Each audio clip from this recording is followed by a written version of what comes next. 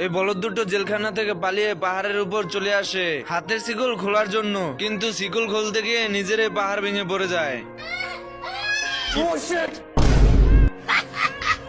এরপর দুই বলদ চলে আসে হাতের শিকল বোম দিয়ে খোলার জন্য। তুমি কি পাগল হইলে না মাথা খারাপ? মানে কি পরিমাণ বলদ হলে বোম দিয়ে হাতের শিকল খোলার রিস্ক নেয়। এরপর দুই বলদে বুদ্ধি করে বোমটি নিয়ে গর্তের ভিতর ফেলে দেয়, আর বলদ দুটো দৌড়ে নিচে গিয়ে দাঁড়ায়। এর ভিতরে সেই বোমটা তাদের সামনে এসে পড়ে। এই লন পাজারো জিবের চাবি। এরপর চলে আসে শহরে।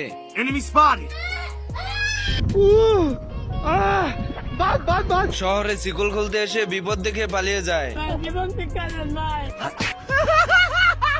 এরপর পরিবেশ একটু ঠান্ডা হতেই দুজন বেরিয়ে এসে কুকুর বিড়ালকে বলতে থাকে, প্লিজ ভাই একটা মালের নম্বর জোগাড় করে দে। আমার চ্যাটার বাল হাত